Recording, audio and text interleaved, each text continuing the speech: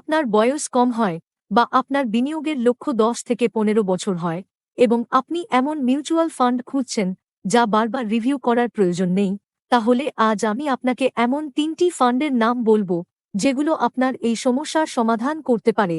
কারণ 5 থেকে 7 বছরের জন্য ভালো পারফর্ম করা ফান্ডের তালিকা তৈরি করা তুলনামূলক সহজ, কিন্তু 10 থেকে 15 বছরের জন্য ভালো মিউচুয়াল ফান্ড কি হতে পারে সেটা অবশ্যই একটু ভাবার বিষয়।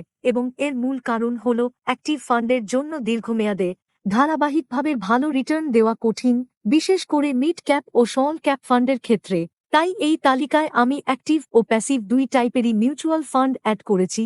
তবে বিনিয়োগের আগে আপনাকে অবশ্যই এই দুই ধরনের ফান্ড সম্পর্কে পরিষ্কার ধারণা রাখতে হবে।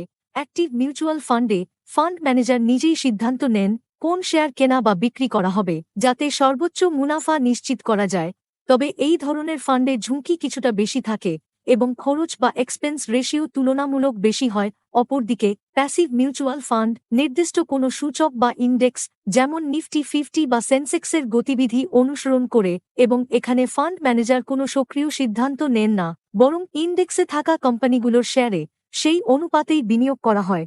ফলে ঝুঁকি তুলনামূলক কম থাকে এবং খরচও কম হয়। তো বন্ধুরা, একটা রিকোয়েস্ট, যদি আপনি এখনো এই চ্যানেল সাবস্ক্রাইব না করে থাকেন তাহলে দয়া করে সাবস্ক্রাইব করুন। তো এই তালিকায় প্রথম যে ফান্ডটি আমরা নিয়েছি সেটি একটি mid cap fund. Mid cap ফান্ডগুলি সাধারণত এমন কোম্পানিতে ইনভেস্ট করে যাদের মার্কেট ক্যাপ 5,000 কোটি থেকে 20,000 কোটি টাকার মধ্যে থাকে। যদি আমরা মিড ক্যাপ ফান্ডগুলোর ইতিহাস দেখি তাহলে দেখা যায় যে বেশিরভাগ অ্যাক্টিভ মিড ক্যাপ ফান্ড গত 10 বছরে তাদের বেঞ্চমার্ক ইন্ডেক্সের রিটার্ন কেউ হারাতে পারেনি। এই কারণেই আমি কোনো অ্যাক্টিভ মিড ক্যাপ ফান্ডের পরিবর্তে একটি প্যাসিভ ফান্ড বেছে নিয়েছি যা মিড ক্যাপ ক্যাটাগরির benchmark index Nifty mid cap 150 TRI কে ফলো করে এবং ইন্ডেক্সের মতোই রিটার্ন তৈরি করে।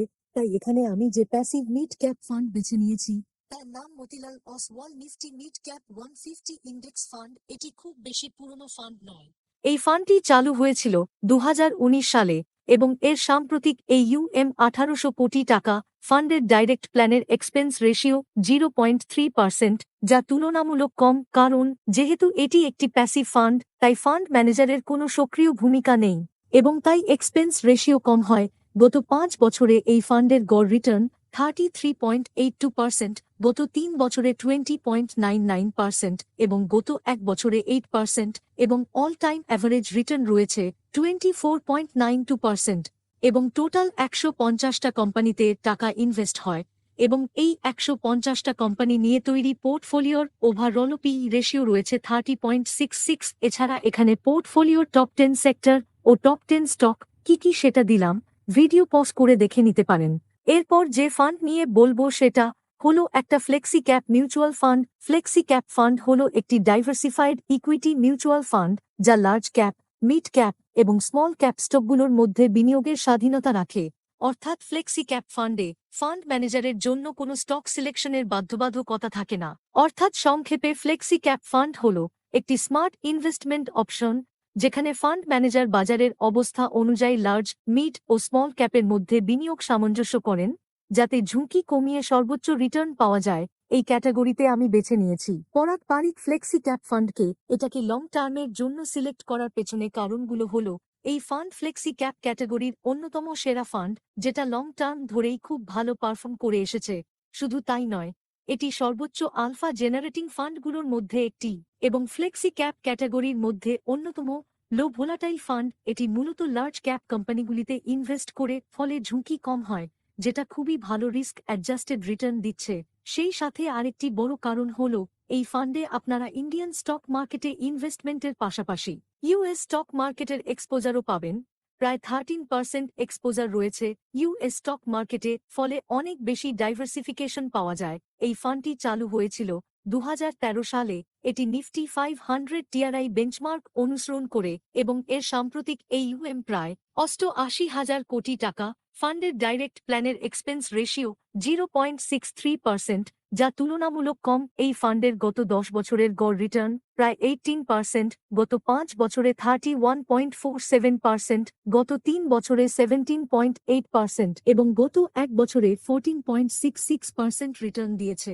এবং অল টাইম অ্যাভারেজ রিটার্ন রয়েছে 19.86%, টোটাল 54টা কোম্পানিতে এই ফান্ডের টাকা ইনভেস্ট হয় এবং এই 54টা কোম্পানি নিয়ে তৈরি পোর্টফোলিওর ওভারঅল পিই রেশিও রয়েছে 17.4। আসি তৃতীয় ফান্ডের ব্যাপারে, এবং এই ফান্ডটা লার্জ ক্যাপ ক্যাটাগরির একটা ফান্ড। তবে এখানে আমি কোনো অ্যাক্টিভ লার্জ ক্যাপ ফান্ড বেছে নেইনি, কারণ বেশিরভাগ অ্যাক্টিভ লার্জ ক্যাপ ফান্ড তাদের বেঞ্চমার্ক ইন্ডেক্সকে হারাতে ব্যর্থ হয়েছে। তাই আমি লার্জ ক্যাপ ক্যাটাগরির একটি প্যাসিভ ইন্ডেক্স ফান্ড বেছে নিয়েছি, যা হল ICICI Prudential Nifty next 50 index fund. এই ফান্ডটি নিফটি নেক্সট 50 ইন্ডেক্সকে অনুসরণ করে, যেখানে নিফটি 50 এর পরবর্তী 50টি কোম্পানি অন্তর্ভুক্ত থাকে, অর্থাৎ ভারতবর্ষের সবচেয়ে বড় 100টা কোম্পানির মধ্যে 51 থেকে 100 নম্বর কোম্পানিতে ইনভেস্ট করে এই কোম্পানিগুলো ভবিষ্যতে নিফটি 50তে বা প্রথম 50-এ অন্তর্ভুক্ত হওয়ার ক্ষমতা রাখে। এবং যেহেতু এই ফান্ড ভারতবর্ষের সবচেয়ে বড় বড় কোম্পানিগুলোতে ইনভেস্টমেন্ট করে, তাই এই ফান্ডের রিস্ক অনেকটাই কম হয়। এই ফান্ডটি চালু হয়েছিল 2013 সালে। এটি নিফটি নেক্সট 50 ট্রাই বেঞ্চমার্ক অনুসরণ করে এবং এর রিসেন্ট AUM বা ফান্ড সাইজ প্রায় 6,083 কোটি টাকা।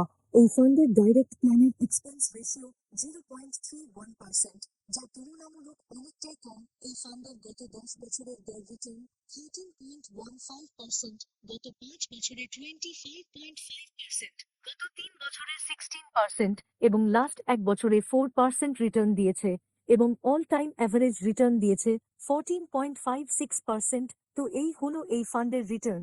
এবং এই ইন্ডেক্স ফান্ড যে 50টা কোম্পানিতে ইনভেস্ট করে, তাদের ওভারঅল পিই রেশিও হলো 20। তো এই হলো 3টি বেস্ট পারফর্মিং মিউচুয়াল ফান্ড, যেগুলো আগামী 10 থেকে 15 বছর লং টার্ম ইনভেস্টমেন্টের জন্য বেস্ট হতে পারে। তো বন্ধুরা, আশা করি এই ভিডিও আপনার বিনিয়োগের সিদ্ধান্ত নিতে অনেকটাই সাহায্য করবে। তবে একটা কথা আপনার জানা দরকার, মিউচুয়াল ফান্ড একটি ঝুঁকিপূর্ণ ইনভেস্টমেন্ট, তাই ইনভেস্ট করার আগে ভালোভাবে গবেষণা করুন। এবং জানিয়ে দেই, এই ফান্ডগুলো আমার তরফ থেকে কোনো রকমের রেকমেন্ডেশন নয়। তো ভিডিওটি যদি ভালো লেগে থাকে, তাহলে লাইক, কমেন্ট, শেয়ার এবং চ্যানেলটি সাবস্ক্রাইব করতে ভুলবেন না। পরবর্তী ভিডিওতে নতুন তথ্য নিয়ে আবার দেখা হবে।